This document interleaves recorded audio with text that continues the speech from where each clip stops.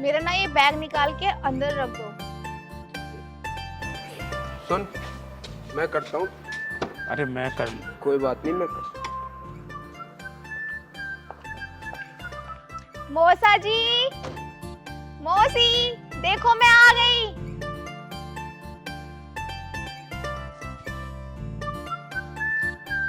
पता नहीं।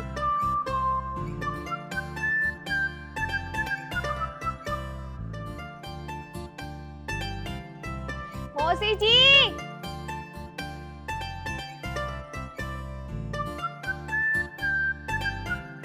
अरे राधा, तू आ गई? हाँ नमस्ते मौसी। नमस्ते। तेरे मम्मी पापा नहीं आए?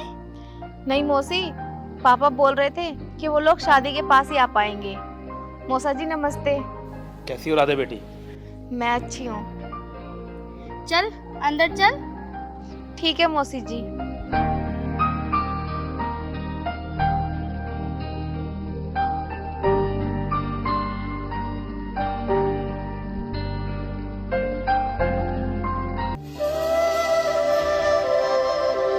आज से हम इससे अपना बेटा होने का अधिकार छीनते हैं। आज के बाद ये हमारा बेटा नहीं और हम इसके बाप नहीं।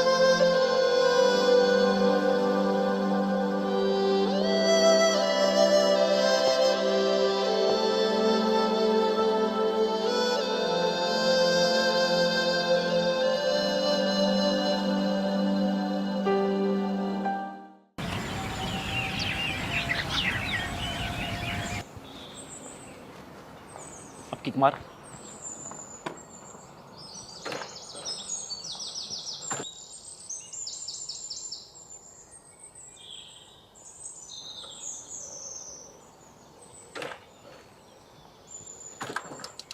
आराम से। हाँ यार, ये नौकर ना हमेशा थाली की खाते रहते हैं। क्यों ना आज इन्हीं से मजे लेती हूँ। ओए सुनो।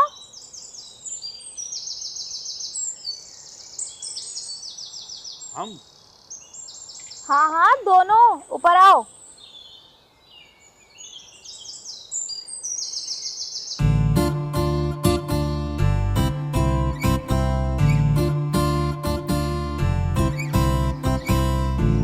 बताइए। पहले एक बात बताओ, तुम दोनों ऐसे थाली बैठे रहते हो, क्यों रहते हो तुम यहाँ जब काम नहीं होता तुमसे? तो हम साहब थाली कहाँ थे? बाइक स्टार्ट नहीं हो रही थी, उसे स्टार्ट करने की कोशिश कर रहे थे। बस बस, एक गिलास मेरे लिए पानी लेकर आओ। ठीक है, जाता हूँ। रुको, तुम नहीं, तुम जाओ। अरे मैं जा तो रहा हूँ। मैं लेकर आता हूँ।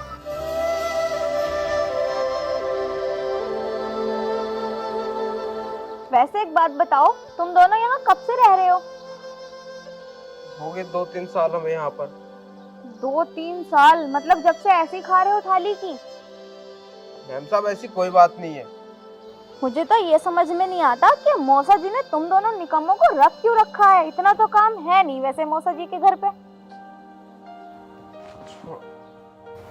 पानी ले आए?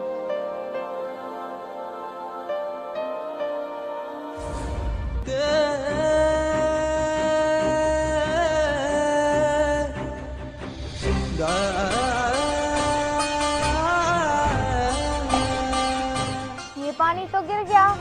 अब तुम ऐसा करो, एक गिलास और लेकर आओ। कोई नहीं, मैं दोबारा ले आता हूँ। मैम साहब ये क्या बात हुई? अभी आपको पानी लाकर। चुप! बिरजू, नौकर है तो इस घर का। जब लाने वाले को कोई परेशानी नहीं हो रही तो तू क्यों मरा जा रहा है? हम अभी आते हैं।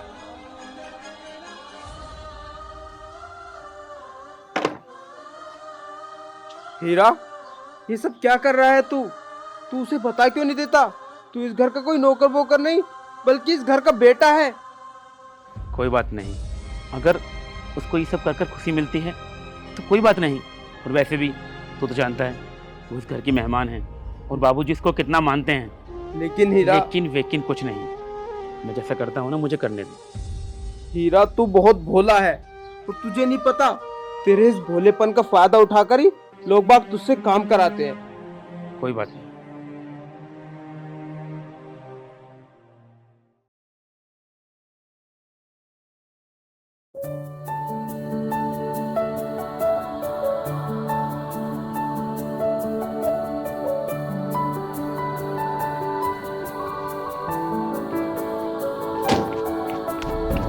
अरे पापा, आ गए आप? हाँ बेटा, मैं आ गया। और मम्मी? मम्मी नहीं आई? नहीं बेटा, तेरी मम्मी को थोड़ा फीवर है, तो वो शादी में ही आएगी। चलो ठीक है। ठीक है पापा, आप अंदर चलो, मैं तुम्हें मौसा मौसी से मिलाती हूँ। चलो। अरे हीरा, देखो मेरे पापा आए हैं। कार में ना उनका सामान रखा है, उसे निकाल के अंदर रख दो। ठीक है। ठीक है, आओ पापा। अरे बेटा, तुमने सामान को इनसे क्यों बोला? अरे पापा, इससे नहीं बोलूंगी तो और किससे बोलूंगी? ये इस घर का नौकर है। नौकर? हाँ। लेकिन बेटा, इनकी शक्ल तो ठाकुर भानु प्रताप से मिलती है। तुम बेटा 1 मिनट यहीं रुको, मैं मालूम करके आता हूँ।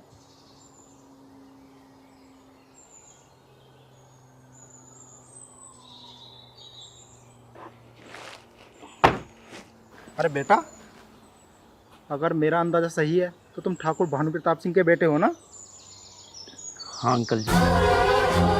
तो सामान तुम क्यों उठा रहे हो? मैं सामान खुद लेके चला जाऊंगा अपना। अरे कोई बात नहीं, आप इस घर के मेहमान हो और हिसाब ये मैं रोज करता हूँ। कोई बात नहीं बेटा, मैं ले जाऊंगा। अरे नहीं, हम कर लेंगे। बेटा तुम शादी की तैयारी करवाओ, मैं खुद ले जाऊंगा अपना सामान। शादी? हाँ हाँ, शादी। तुम्हारी बहन की शादी मेरे बेटे के साथ हो रही है ना। जाओ तैयारी करो शादी की तुम। ये सामान मैं ले जाऊंगा अपने आप।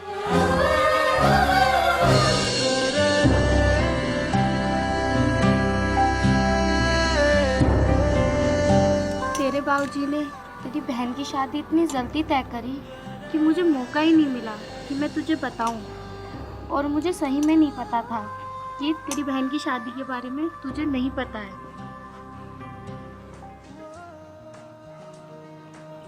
माँ, अगर पता होता तो भी मैं क्या कर लेता।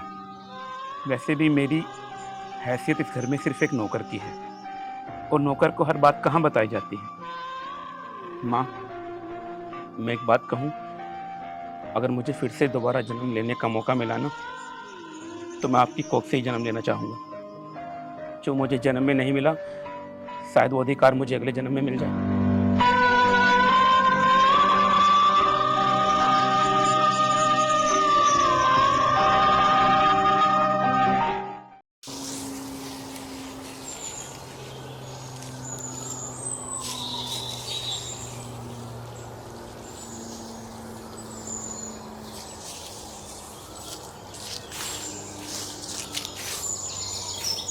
सुनो, मुझे मिस्टर हीरा के बारे में कुछ जानना है। तुम ऐसे क्यों देख रहे हो? मैं ये देख रहा हूँ क्योंकि आज तक किसी ने हीरा को मिस्टर हीरा कह के नहीं बुलाया। क्या जानना चाहती हो तुम मिस्टर हीरा के बारे में? यही कि ठाकुर भानु प्रताप सिंह सबके साथ इतना अच्छा व्यवहार करते हैं, और तो और अगर किसी के साथ कुछ गलत होता है तो गलत भी नहीं होने देते। पूरे गांव की मदद करते हैं वो। लेकिन अपने ही सगे बेटे के साथ ऐसा क्यों? घर में ही वो नौकरों की तरह रह के काम करते हैं, और घर में अगर कोई फंक्शन होता है तो अपने ही बेटे को बताया नहीं जाता। ऐसा क्यों करते हैं वो मिस्टर हीरा जी के साथ ऐसा? वो इसलिए क्योंकि ठाकुर भानु प्रताप सिंह हीरा को अपना बेटा नहीं मानते। क्यों? क्यों नहीं मानते वो अपना बेटा उन्हें? हीरा बचपन से स्कूल जाया करता था, लेकिन हीरा को पढ़ाई लिखाई में बिल्कुल भी दिलचस्पी नहीं थी। वो स्कूल जाता था तो सिर्फ बाबूजी के कहने पर, और जब उसका एग्जाम होता था तो हमेशा से ही उसके मार्क्स 0 आते थे, और बाबूजी की डांट फटकार से बचने के लिए वो 0 का 100 बना दिया करता था। लेकिन डांट तो उसको फिर भी पड़नी थी। क्यों? फिर क्यों पढ़ती थी? उस पागल को इतना भी नहीं पता था कि 100 में कितने 0 होते हैं। कभी वो 4 0 लगाता था तो कभी 5। हीरा स्कूल तो जाता था, लेकिन सिर्फ गोरी के लिए। गोरी? ये गोरी कौन है? गोरी ठाकुर साहब के एक करीबी दोस्त की बेटी, जिसके माँ बाप उसे बचपन में ही एक कार एक्सीडेंट में छोड़कर चले गए थे। गोरी के माँ बाप के जाने के बाद गोरी की पढ़ाई का खर्चा, उसका रहन सहन का खर्चा सारा ठाकुर साहब ने ही उठाया। और फिर ठाकुर साहब ने गोरी का एडमिशन हीरा के साथ करा दिया। हीरा और गोरी की दोस्ती आपस में बहुत गहरी होती गई, लेकिन गोरी पढ़ना लिखना चाहती थी, लेकिन हीरा उसे हमेशा खेल कूद में उलझाया रखता। और एक दिन गौरी का होमवर्क पूरा नहीं था और उस दिन मैडम ने उसको बहुत पीटा। हीरा को ये बात बिल्कुल भी सहन नहीं हुई। हीरा ने अपनी मैडम पे हाथ उठा दिया और गौरी को लेकर स्कूल से भाग आया। और जब इस सब के बारे में ठाकुर भानु प्रताप सिंह को पता चला तो ठाकुर साहब को लगा अगर गौरी हीरा के साथ रहेगी तो ये पढ़ लिख नहीं पाएगी। तो इसीलिए गौरी को पढ़ने के लिए भानु प्रताप सिंह ने हॉस्टल में भेज दिया। फिर हीरा बहुत उदास रहने लगा। ऐसा रहने लगा जैसे कि उसकी सारी दुनिया ही उजड़ गई हो। लेकिन हाँ, उस उदासी भरी जिंदगी में उसका एक ऐसा दिन आता था कि उसकी कोई खुशियों का ठिकाना ही नहीं होता था। वो कैसे? वो ऐसे, हफ्ते में एक दिन गौरी ठाकुर साहब से मिलने के लिए अपने घर आती थी और हीरा पहले से ही जाकर बस स्टॉप पर खड़ा हो जाता था। और जैसे ही गौरी आती फिर उसकी खुशियों का कोई ठिकाना ही नहीं होता। वो दिन उसकी जिंदगी का सबसे अच्छा दिन होता। फिर क्या, ठाकुर साहब को लगा कि ये दोनों आपस में बहुत प्यार करते हैं, इन दोनों की शादी कर देनी चाहिए। और फिर गौरी की बिना मर्जी जाने ठाकुर साहब ने उन दोनों की शादी तय कर दी। ये बात गौरी को बिल्कुल भी पसंद नहीं आई। गौरी को पसंद नहीं आई? क्यों पसंद नहीं आई? वो तो हीरा से प्यार करती थी ना। नहीं, गौरी ने कभी हीरा से प्यार किया ही नहीं था। वो तो हीरा को गवार, आवारा, जाहिल, अनपढ़ मानती थी और इस सब के बारे में हीरा को बिल्कुल भी नहीं पता था। हीरा ने बोला था अगर मेरी शादी गौरी से तय होगी तो मैं भगवान जी के चरणों में जाकर 100 नारियल चढ़ाऊंगा। और एक दिन हम रास्ते में मंदिर जा रहे थे तो हमने देखा कोई लड़की नदी में कूदकर अपनी जान दे रही थी। और जब हमने उसे बाहर निकाला तो वो लड़की और कोई नहीं, गौरी थी। गौरी? लेकिन गौरी ये सब क्यों कर रही थी? वो क्यों शादी नहीं करना चाहती थी और क्यों अपनी जान दे रही थी? अगर उसे हीरा से शादी नहीं करनी थी तो वो जाके ठाकुर साहब से मना कर देती। नहीं, ऐसा गौरी कभी नहीं करती। क्यों? वो इसलिए क्योंकि गौरी पे ठाकुर साहब के बहुत एहसान थे। फिर आगे क्या हुआ? आगे क्या होना था, जब हीरा को इस सब के बारे में पता चला तो हीरा ने सारा इल्जाम अपने ऊपर ले लिया और ठाकुर साहब से ये जाकर बोल दिया कि मुझे गौरी पसंद नहीं है, मैं गौरी से शादी नहीं करना चाहता। और ठाकुर साहब को यह बात बिल्कुल भी पसंद नहीं आई। और उस दिन के बाद हीरा ठाकुर साहब की नजरों में गिर गया, क्योंकि आज तक किसी गांव वाले ने भी ठाकुर साहब की बात को नकारा नहीं था। और उस दिन से हीरा की इस घर में सिर्फ हैसियत एक नौकर की रह गई। और हाँ, तुमसे एक हाथ जोड़ के विनती है, अगर तुम हीरा के घाव को भर नहीं सकती तो उसके घाव को कुरेदना भी मत।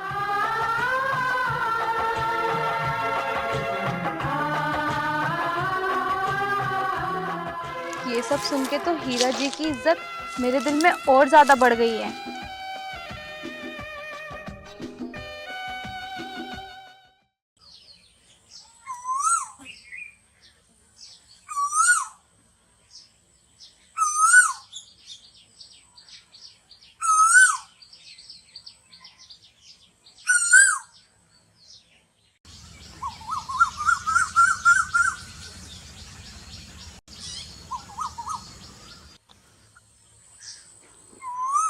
जी कहिए, क्यों बुलाया था आपने मुझे यहाँ?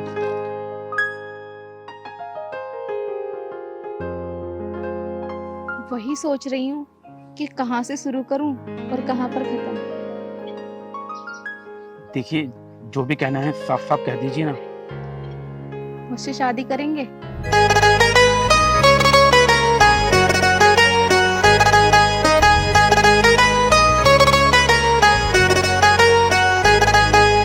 पापा आपको ढूंढ रहे होंगे, आप घर चलिए।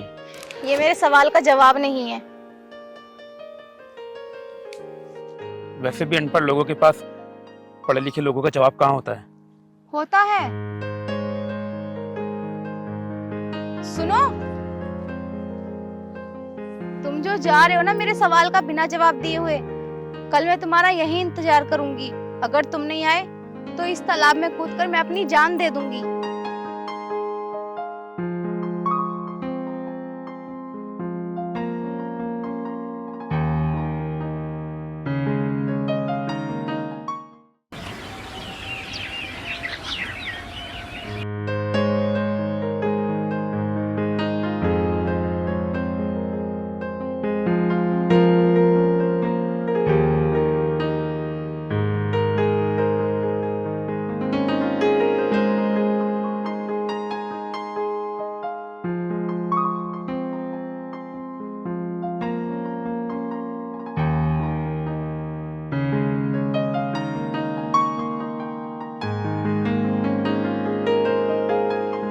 राधा,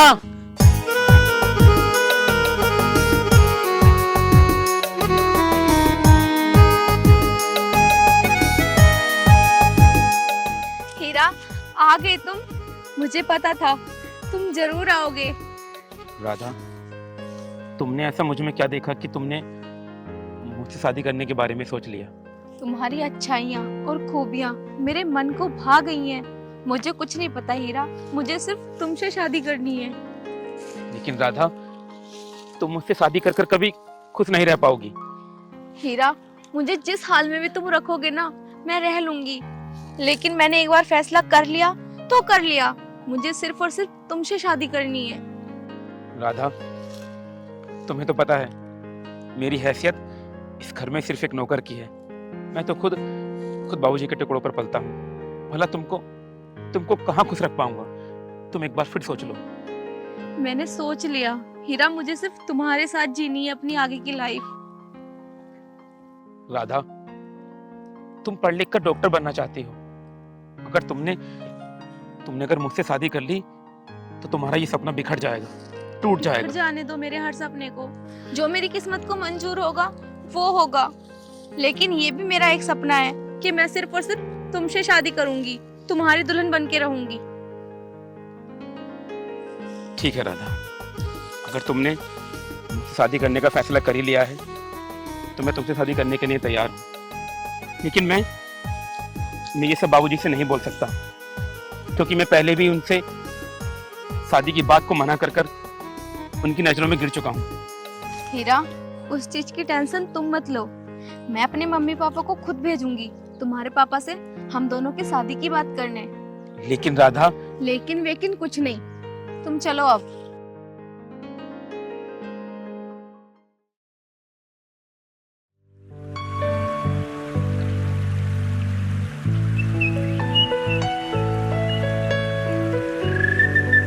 हीरा, हीरा, तेरे लिए राधा की चिट्ठी आई है। राधा की चिट्ठी? हाँ राधा, हाँ, पढ़ना। इस पूरे गांव में एक मैं ही हूँ जो 8वीं पास हूँ। पढ़ना। क्या लिखा है राधा ने? हीरा, तुम्हें पता है मेरे घर के मेरी शादी कहीं और कर रहे हैं, मेरी बिना मर्जी के।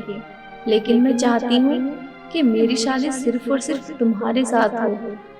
मैं ये भी चाहती हूँ कि जिस दिन यहाँ मेरी बारात आए उस दिन तुम मुझे लेकर चले जाओ, क्योंकि अगर मेरे गले में मंगलसूत्र होगा तो वो सिर्फ मेरे हीरा के नाम का।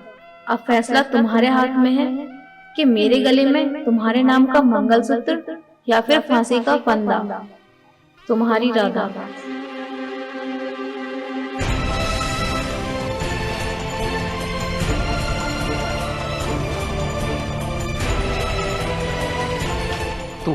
तू एक काम कर, तू राधा को जवाब में लिख दे कि मैं उसको लेने आ रहा हूँ। उसकी शादी के दिन उसको मैं उसके घर से लेने आऊंगा। उसकी शादी होगी तो सिर्फ हीरा से। तू उसको ये लिख कर भेज दे। ठीक है हीरा। अरे छोटे मालिक, आपको बड़े मालिक ने बुलाया है। क्या कहा तुमने? बाबूजी ने मुझे बुलाया है। बाबूजी ने ऐसा कहा कि चकर हीरा को बुला कर लाओ। हाँ छोटे मालिक, बड़े मालिक ने ऐसे ही बोला है। क्या उन्होंने ऐसा कहा कि जाकर हीरा बेटे को बुला कर लाओ? हाँ, ऐसे ही बोला है। बाबूजी ने मुझे बुलाया है। बाबूजी जल्दी जल्दी चलो। मुझे नहीं, मुझे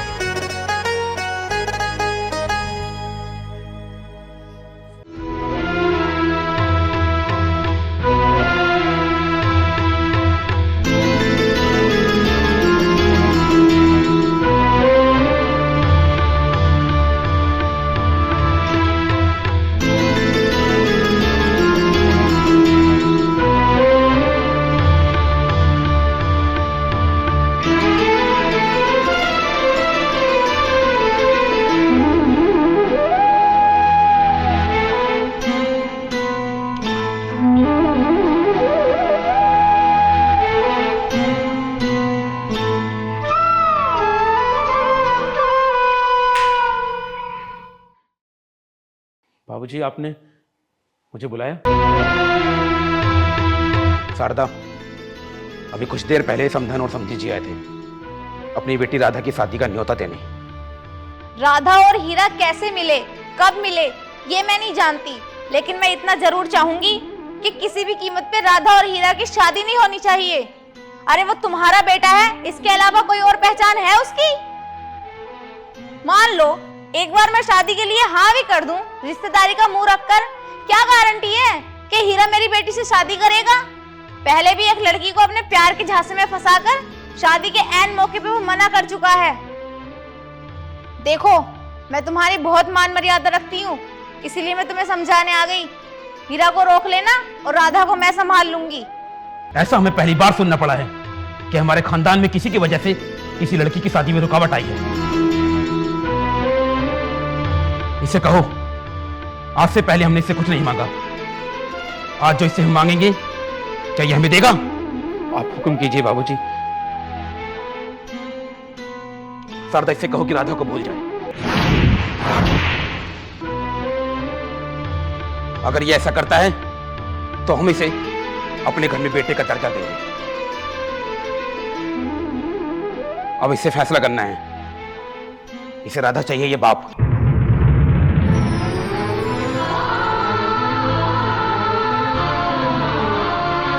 अब फैसला तुम्हारे हाथ में है कि मेरे गले में तुम्हारे नाम का मंगलसूत्र या फिर फांसी का फंदा। अब इससे फैसला करना है, इसे राधा चाहिए ये बाप। कि मेरे गले में तुम्हारे नाम का मंगलसूत्र अब इससे फैसला या करना फिर है, फांसी, मेरे गले में तुम्हारे नाम का मंगलसूत्र इसे राधा चाहिए ये या बाप। फिर फांसी का फंदा। इसे राधा चाहिए ये बाप।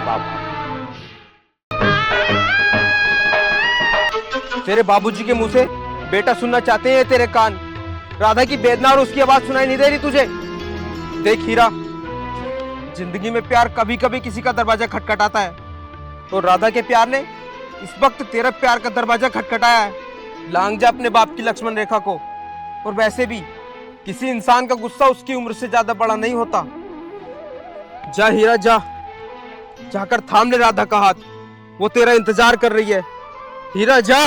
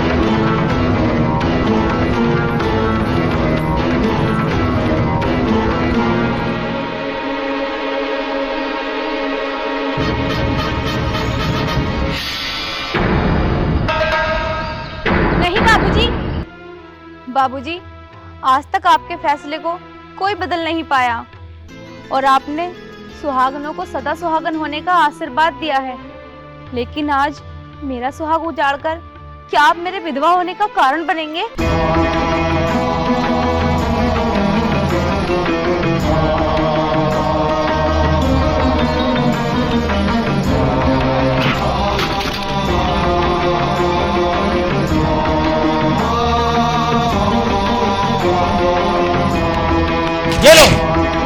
अपने हिस्से की जमीन और जायदाद और दफा हो जाओ यहाँ से।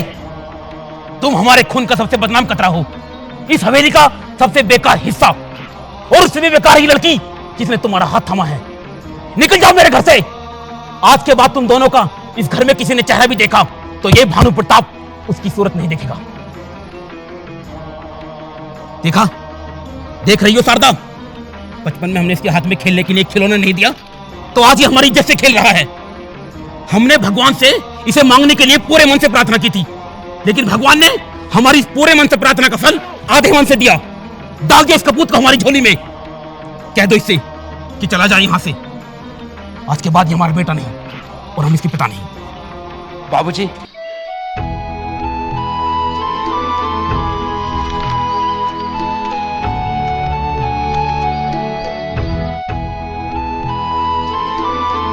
जब मैं आपका बेटा ही नहीं तो इस घर की जमीन और जायदाद पर मेरा अधिकार कैसा? मैंने पूरी जिंदगी में आपके मुंह से बेटा सब सुनने के अलावा और कुछ नहीं चाहा।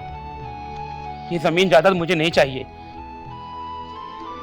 आपके तिरस्कार को आपका आशीर्वाद समझकर जा रहा हूं।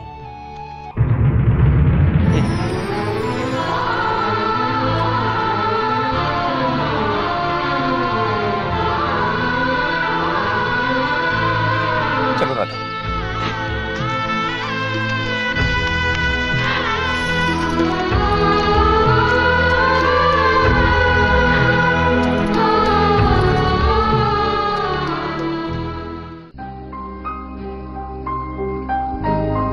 ये है मेरा छोटा सा ताजमहल।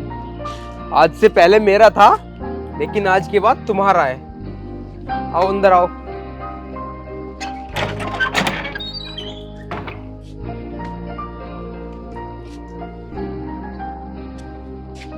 बैठ हीरा।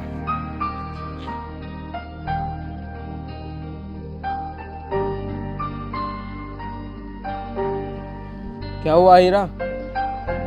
जिन लोगों ने तुझे अपनों से दूर कर दिया, उन लोगों से दूर होने का दर्द हो रहा है तुझे? भूल जा उन सब बातों को और आज से एक नई जिंदगी की शुरुआत कर। हाँ, चला अंदर चल।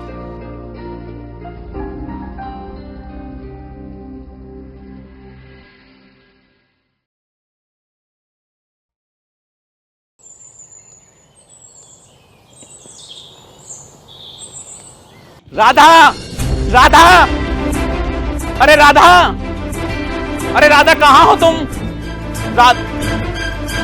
अरे क्या कह रहे हो? मैं यहाँ हूँ। अरे तुम वहां क्या कर रही हो?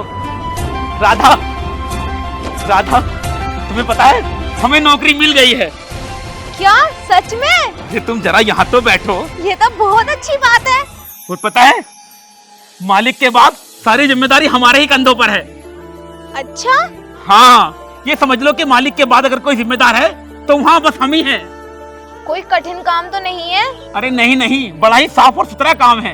ये समझ लो अगर मालिक के बाद कोई जिम्मेदार है तो बस हम ही हैं। अगर मालिक बैठे बैठे काम करता है ना तो हम लेट कर काम करते हैं। लेट कर? हाँ हाँ, अरे तुम ज्यादा सवाल जवाब मत करो। तुम्हें पता है वो तो हमको 1000 रुपए दे रहे थे, लेकिन हमने कहा नहीं नहीं, 1000 रुपए में हमारा खर्चा नहीं होगा, तुम हमें 500 रुपए दो। तो उन्होंने हमको ये 600 रुपए दिए हैं, 600 रुपए दिए हैं। ये रुको, ये रखो तुम 400 रुपए, और ये 200 रुपए हम रखते हैं, महीने भर का राशन लेके आते हैं। अब तुम बैठी क्यों हो? फटाफट महीने की लिस्ट बनाओ, हम राशन लेके आते हैं। चलो चलो चलो जल्दी करो। ठीक है बाबा, चलो जल्दी करो। जय श्री राम, जय श्री राम।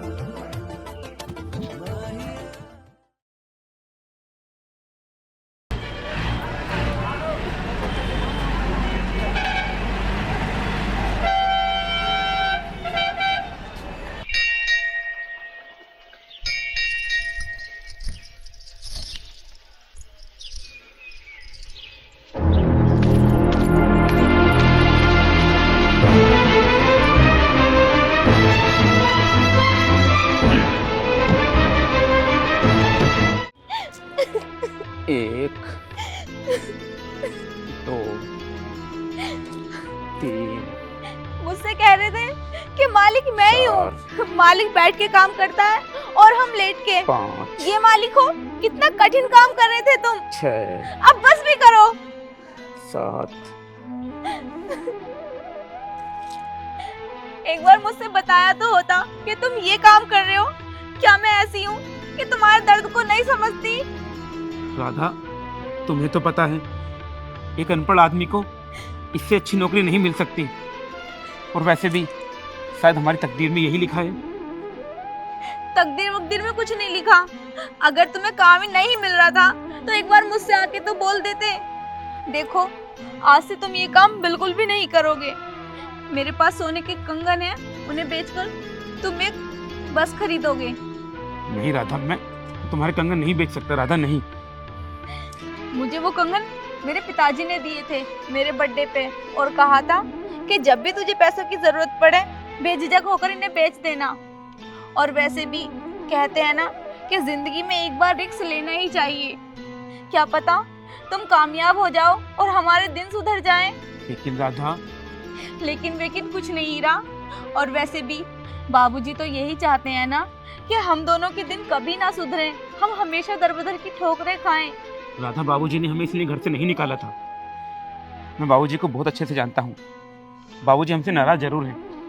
उन्होंने मुझे घर से इसलिए बाहर निकाला था ताकि मैं अपने पैरों पर खड़ा हो सकूं। तुमने सुना है ना कि पत्थर को चोट देने से ही वो मूर्ति का आकार लेता है। शायद बाबूजी ने यही सोचकर मुझे घर से निकाला था। और राधा, मैंने सुना था कि तुम डॉक्टर बनना चाहती थी। हाँ। लेकिन तुमने मेरे साथ शादी करके अपने सपनों को सबको तोड़कर रख दिया, अपने सपनों का बलिदान कर दिया। लेकिन नहीं राधा, मैं दिन रात मेहनत करूंगा। मैं कुछ भी करूंगा, लेकिन तुम मुझसे वादा करो कि तुम अपनी डॉक्टर की पढ़ाई पूरी करोगी। लेकिन उसमें बहुत पैसे चाहिए हीरा। मैं कुछ भी कर सकता हूँ। मैं दिन रात मेहनत करूंगा, लेकिन तुम डॉक्टर बनना। ठीक है, अगर तुम्हारा यही फैसला है तो मुझे मंजूर है। ठीक है राधा, चलो।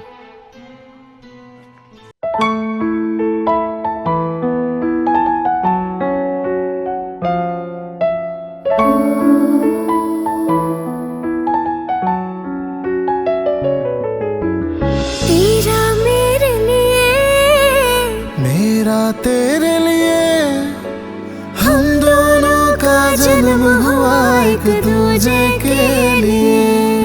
खुले आसमां के नीचे दो प्रेमी प्रेम धुन गाएंगे, प्रेम धुन गाएंगे। मन हुआ मगन, ऐसे लागे लगन, एक दूजे में खो जाएंगे। मन हुआ मगन, ऐसी लागे लगन, एक दूजे में खो जाएंगे।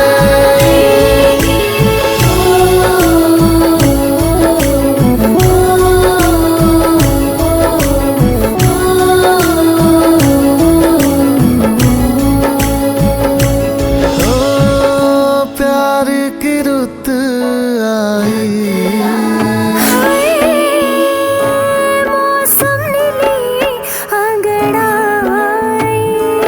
तू साथ चलना मेरे ऐसे, जैसे हो मेरी परछाई, जैसे हो मेरी परछाई। मैं तेरी डोर, तू मेरी डोर, हम साथ निभाएंगे, हम साथ निभाएंगे।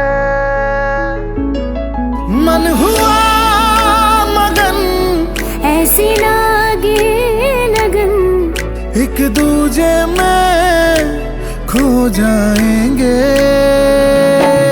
मन हुआ मगन, ऐसी लागे लगन, एक दूजे में खो जाएंगे।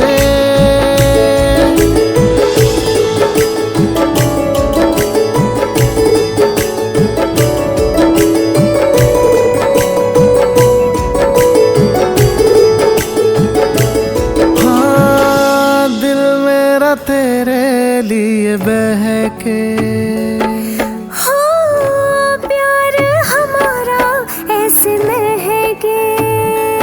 हम एक दूजे को ऐसे तरसे, सूखे में बादल ना बरसे, सूखे में बादल ना बरसे। वादा तो कर, वादा मैं करूं, हम साथ निभाएंगे, हम साथ निभाएंगे। मन हुआ मगन, ऐसे लागे लगन, एक दूजे में खो जाए। ये मैं क्या सुन रहा हूँ? हमारी बसों का तेल का खर्चा भी नहीं निकल रहा है। आखिर तुम लोग कर क्या रहे हो? साहब अपनी बसों में कोई यात्री नहीं बैठ रहा, सारे यात्री ठाकुर भानु प्रताप की बसों में बैठ रहे हैं। ठाकुर भानु प्रताप को रास्ते से हटाओ तुम लोग। साहब ठाकुर भानु प्रताप हटाने से कुछ नहीं होने का, सारी बीच की जड़ हीरा ठाकुर है। हीरा ठाकुर कौन है? भानु प्रताप का लड़का। तो एक काम करो, इन दोनों को मार डालो। साहब मैं क्या करूं, तुम ही कुछ बता दो। देखो, जब घी सीधी उंगली से ना निकले ना, तो उंगली टेढ़ी कर लेनी चाहिए। समझ आई कुछ बात? हाँ साहब, आ गई समझ में बात। तो तुम संभालो खुद। ठीक है साहब, मैं कुछ करता हूँ।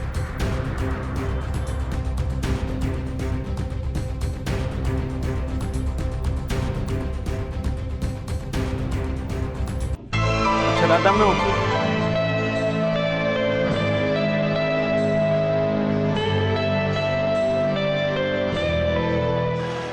राधा, मैं ऑफिस चलता हूँ। अरे सुनिए, गौरी ना आपसे कुछ मदद के लिए आई है। मदद? कहिए, मैं क्या मदद कर सकता हूँ आपकी? मेरे पति का बिजनेस में बहुत लॉस हो चुका है, 6 महीने से बिल्कुल भी काम नहीं चल रहा है। न्यूज़पेपर में देखा कि आपकी शुगर फैक्ट्री में एक मैनेजर की पोस्ट खाली है। क्या वो पोस्ट आप मेरे हस्बैंड को दे दोगे? प्लीज़, अगर वो पोस्ट आप मेरे हस्बैंड को दे दोगे तो आपकी बहुत मेहरबानी होगी।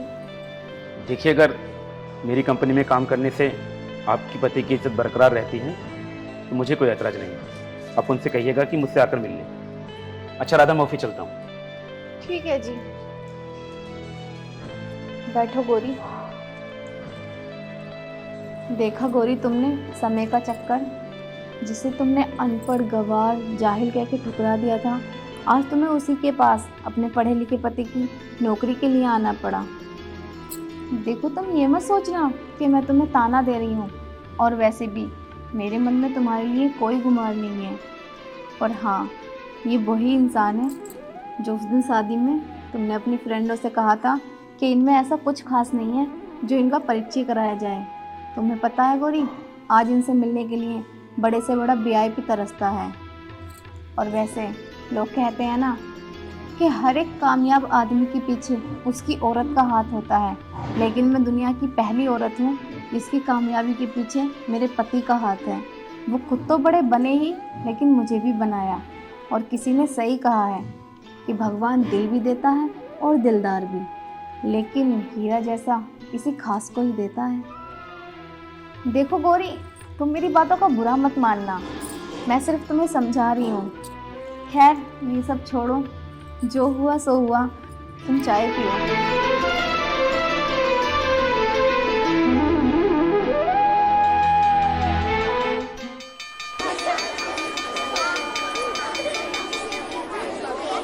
अरे बेटा, माफ करना, हमने आपको देखा नहीं था। कोई बात नहीं अंकल जी, गलती सबसे हो ही जाती है। आपने जानबूझ कर टक्कर तो मारी नहीं होगी। ठीक है, मैं चलता हूँ। संस्कार उम्र से बड़े हैं इसके। संस्कार बड़े क्यों नहीं होंगे मालिक? खून तो सूर्यवंश का है ना। हाँ मालिक, ये अपने हीरा बाबू के बेटे हैं।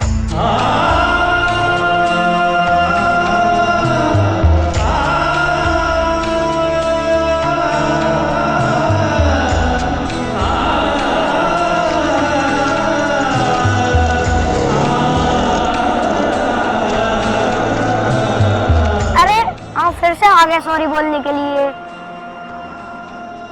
मैंने तो आपको पहले ही माफ कर दिया था। आपका नाम क्या है? मेरा नाम ठाकुर भानु प्रताप सिंह। ठाकुर भानु प्रताप सिंह? आराम से बोलिए। क्यों? क्योंकि ये नाम मेरे दादाजी का है। और इस नाम को कोई ले नहीं सकता। अच्छा अरे घोड़ा घोड़ा घोड़ा। तुम्हें सवारी करनी है घोड़े की? हाँ। आओ मेरे साथ। अरे भैया जरा हमारे बच्चे को घोड़े की सवारी कराइए। संभाल कर बच्चा गिरे ना।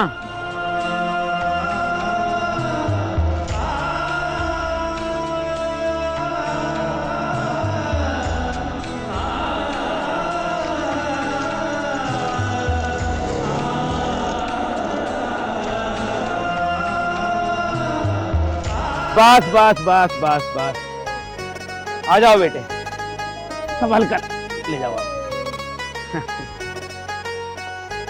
तो कैसी लगी आपको घोड़े की सवारी? बहुत मजा आया।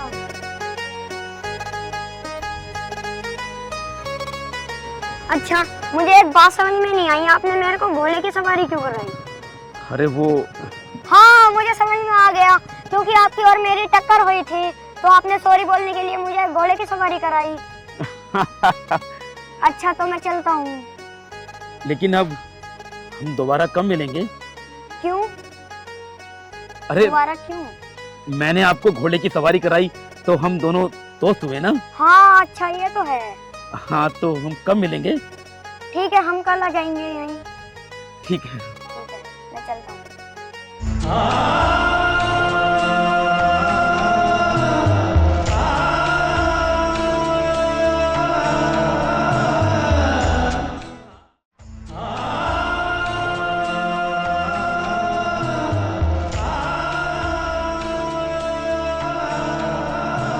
अरे दोस्त आ गए तुम? हाँ मैं आ गया। वो ना आज स्कूल की छुट्टी थोड़ा लेट हुई थी तो इस वजह से मैं लेट हो गया। अरे दोस्त तुम्हें पता है हम आज सुबह से यहाँ तुम्हारा इंतजार कर रहे हैं, लेकिन तुम तो आए नहीं।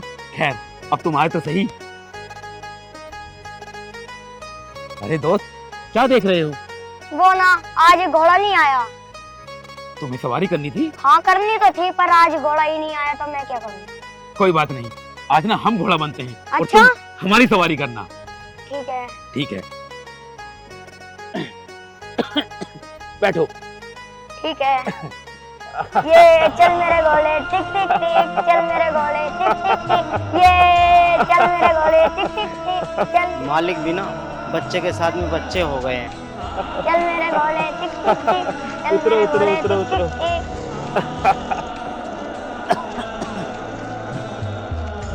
कैसी लगी तुम्हें घोड़े की सवारी? अरे ये सवारी तो घोड़े से भी बहुत अच्छी थी। बेटा एक बात पूछें? पूछो। तुम्हारे परिवार में और कौन कौन है? परिवार में मम्मी पापा मैं।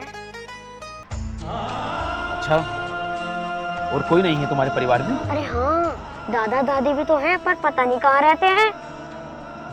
दादा दादी? हाँ। ये बात तुम्हें किसने बताई? पापा जी ने। और क्या बताया तुम्हारे पापा ने तुम्हें? उन्होंने बताया कि दादाजी ने पापा जी को घर से निकाल दिया था। और क्यों निकाला ये नहीं बताया? अरे हाँ वो पढ़ते लिखते नहीं थे, अगर मैं भी नहीं पढ़ूंगा लिखूंगा तो मेरे पापा जी मुझे घर से निकाल देंगे। ठीक है दोस्त अब मैं चलता हूँ, बहुत टाइम हो गया। अच्छा अरे हम तुम्हें बाहर तक छोड़कर आते। अरे नहीं मैं चला जाऊंगा दोस्त। ठीक है बाय।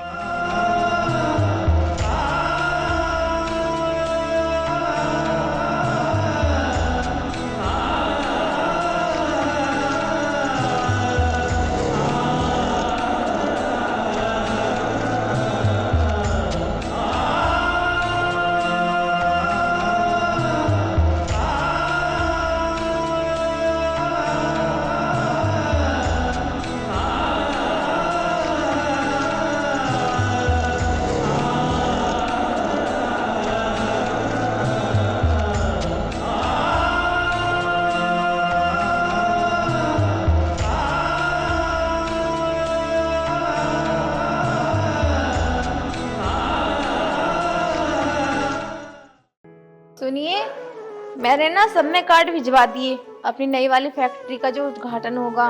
बस बाबूजी रह रहे हैं तो उन्हें कार्ड दे आते तुम।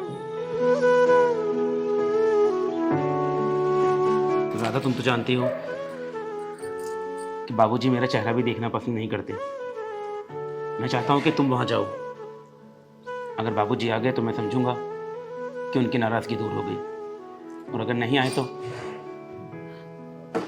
नहीं, क्यों नहीं आएंगे? अरे वो बात अलग थी, लेकिन अब तो देखो ना, जो वो चाहते थे कि आप अपने पैरों पे खड़े हो जाओ, अब तो तुम हो गए ना अपने पैरों पे खड़े, और हमने सब कुछ हासिल भी कर लिया। मुझे लगता है कि अब वो तुमसे नाराज नहीं होंगे। लेकिन राधा, लेकिन कुछ नहीं, एक बार जाकर तो देखो, क्या पता वो सब कुछ भूल के और तुम्हें अपने गले लगा ले। मैं उनसे बात करूंगा। डैडी मैं आ गया। अरे बेटा, क्या बात है, आजकल तुम इतने लेट कहाँ हो जाते हो? अरे मेरा एक अभी अभी नया दोस्त बना है, तो उसके साथ में थोड़ा टाइम स्पेंड करता हूँ। नया दोस्त? हाँ। ये कब बना भाई? अरे ऐसा मत कहो, वो आपसे भी बड़े हैं। हमसे भी बड़े? हाँ। क्या उम्र है उनकी?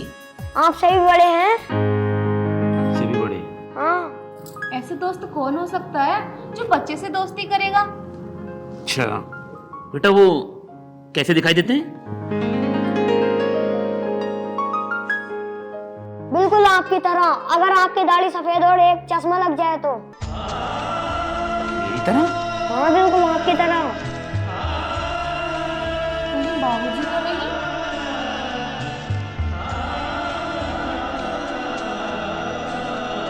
क्या वो ऐसे दिखते हैं?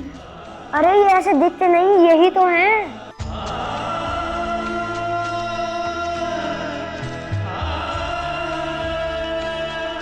बेटा तुम कब से मिल रहे हो इनसे? यही कुछ 10-15 दिन। बेटा अगर वो तुम्हें कल दोबारा से मिले ना, तो उनको हाथ छोड़कर नमस्ते करना, उनके पैर छूना, और अगर उन्होंने तुम्हें आशीर्वाद दे दिया ना, तुम्हारी जिंदगी सफल हो जाएगी। ठीक है। और हो सके तो उन्हें दादाजी कहकर बुलाना। दादाजी? लेकिन क्यों? क्योंकि वो तुमसे उम्र में बड़े हैं, इसलिए। डैडी एक बात बताऊं, उन्होंने मेरे को घोड़े की भी सवारी कराई थी। अच्छा? हाँ। क्या तुम अपने दोस्त से कल फिर मिलोगे? हाँ मैं तो रोज मिलता हूँ। तुम कल एक काम करना, कल उनके लिए हलवा बना कर लेके जाना, क्योंकि उनको हलवा बहुत पसंद है। हाँ? आपको कैसे पता? क्योंकि उनकी शक्ल मुझसे मिलती है ना, इसलिए। हाँ ये तो है। हाँ? हाँ। जाओ पढ़ाई करो। ठीक है।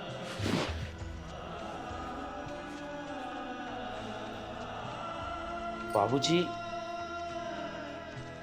हमारे बेटे से मिलते हैं?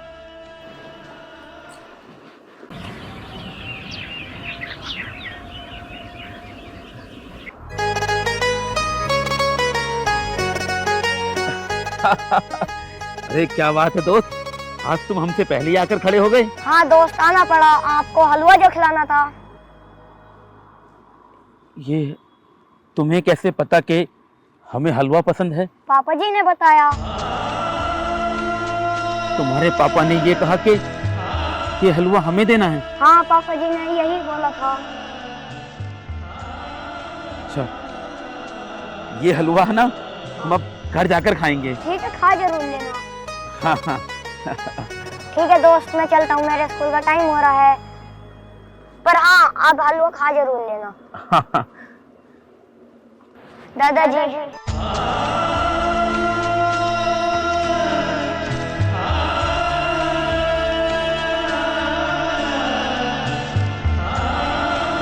क्या कहा तुमने? दादाजी।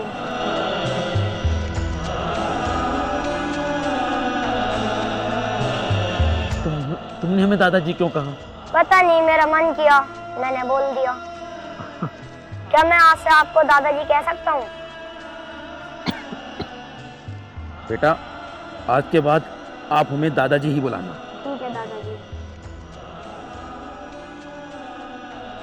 ठीक है, अब मैं चलता हूँ दादाजी। बाय।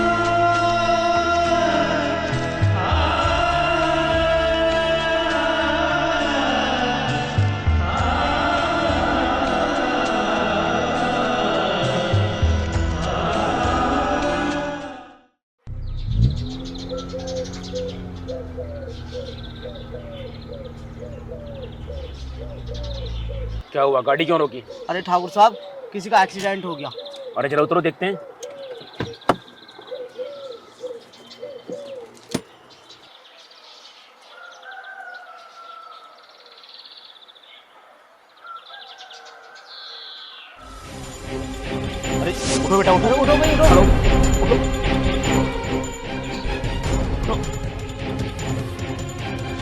क्या हुआ बेटा? बाइक चला सकते हो? जाइए। बहुत बहुत धन्यवाद आपका। कोई बात नहीं, पकड़ो पकड़ो। आराम से।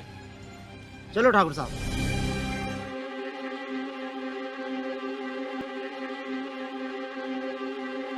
क्या हुआ ठाकुर साहब? कुछ नहीं।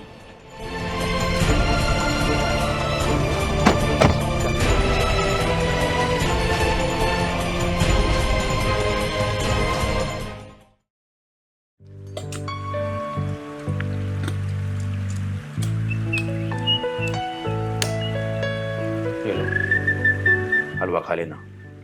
हलवा? हलवा कहाँ से आया? हमारे बचपन के एक दोस्त ने हमें दिया। बचपन के दोस्त ने या बच्चे दोस्त ने? हमें पता है कि आप अपने पोते से मिलने गए हैं।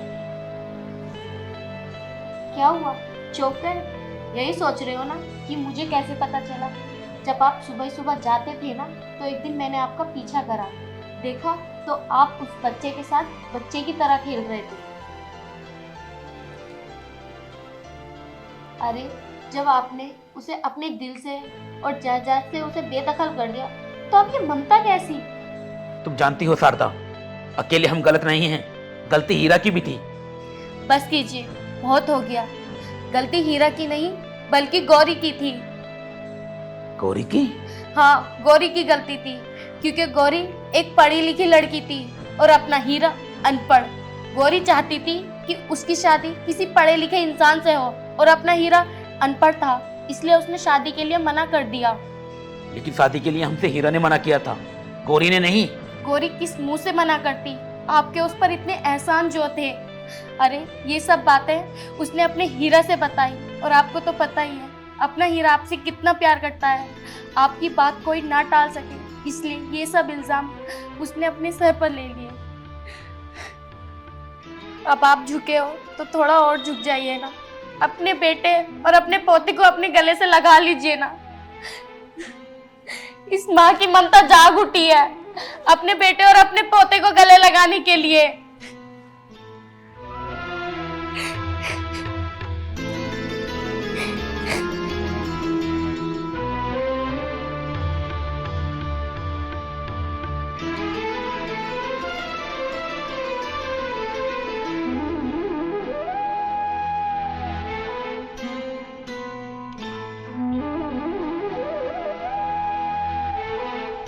ज्यादा मेरा टिफिन लगा दो, मैं लेट हो रहा हूं।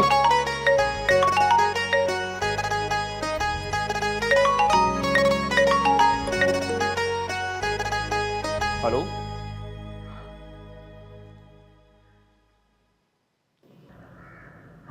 हेलो हीरा बेटे।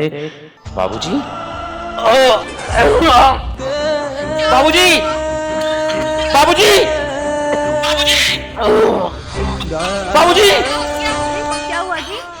राधा, बाबूजी की कौन सी पता नहीं। बाबूजी, क्या हुआ बताओ तो बाबूजी। सही।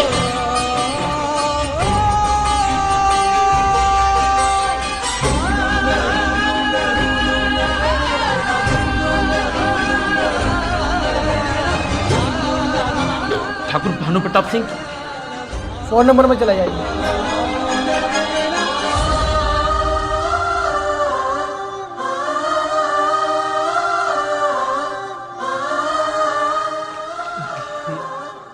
बेटू, क्या हुआ बाबूजी को? पता नहीं, अचानक से उल्टी आई और एकदम बेहोश हो गए। डॉक्टर क्या बोल रहे हैं? अभी डॉक्टर्स ने कुछ नहीं बताया है। कुछ नहीं होगा बाबूजी को, कुछ नहीं होगा।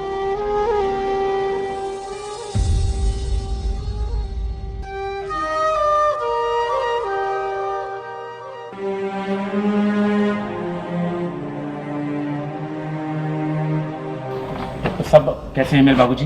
आपके बाबूजी थोड़ा सा पूरे जिस्म में जहर फैल चुका है। हमारी कोशिश है कि उनको ठीक करने की पूरी करें। ठीक है, तो हमें बाहर से डॉक्टर से बुलवाना पड़ेगा, टीम बुलवानी पड़ेगी। सुनिए जी, बाहर से क्यों?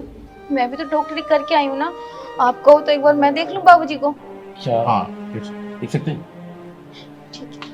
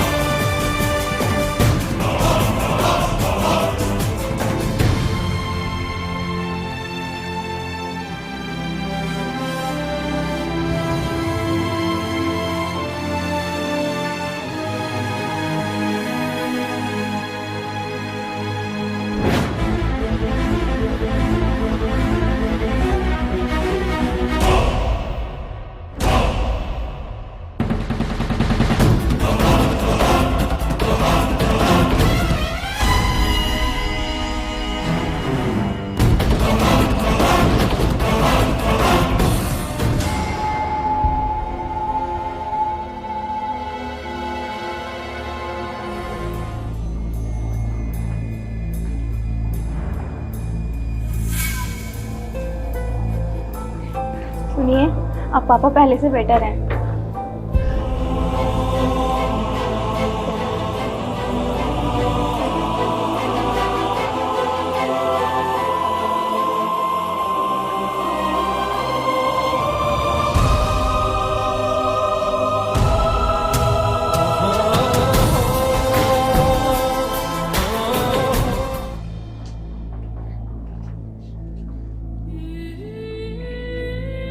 बाबूजी, बाबूजी एक बार आँख खोलिए ना। देखो माँ कहिए ना बाबूजी से। बाबूजी देखो, मैं आया हूं। एक बार राधा, बाबूजी कुछ बोल क्यों नहीं रहे हैं? तुमने तो कहा था मुझे अब ठीक है। बाबूजी, बचपन से लेकर आज तक तुम्हारे प्यार को तरसता आया हूं। एक बार अपने होठों से मेरा नाम पुकारिए ना बाबूजी। राधा, बाबूजी कुछ बोल क्यों नहीं रहे हैं? बाबूजी, बचपन से लेकर आज तक तुम्हारे प्यार को तरसता आया हूं। एक बार मुझे अपना बेटा कहकर पुकारिए ना बाबूजी। बाबूजी बस एक बार मुझे अपना बेटा कहकर पुकारिए ना। ओ मर जानिए, अभी भी पेट नहीं भरा तेरा? अपने बाप को जहर देगा? क्या बकवास कर रहे हो तुम? मैं अपने बाबूजी को जहर क्यों दूंगा? अरे मैंने खुद देखा, तूने अपने बाबूजी को जहर दिया। चल निकल यहाँ से। हीरा बेटे, आराम साधे। मुझे जहर मेरे बेटे ने नहीं, तूने दिया था। जब तूने जहर मिलाया था ना, हमने गाड़ी में तुम्हारी सुगंध महसूस की थी। तूने मेरे पिताजी को जहर दिया था। अरे मैंने ना दिया जहर। हाँ, तूने मेरे पिताजी को जहर दिया था। मैं तुझे जिंदा नहीं छोड़ूंगा, आराम साधे। तेरा बेटे, इसके गंदे खून से अपने हाथ मत रंगो, इसे कानून के हवाले कर दो। मेरे पिताजी बोल रहे हैं इसलिए तुझे छोड़ रहा हूं। ले जा इसे।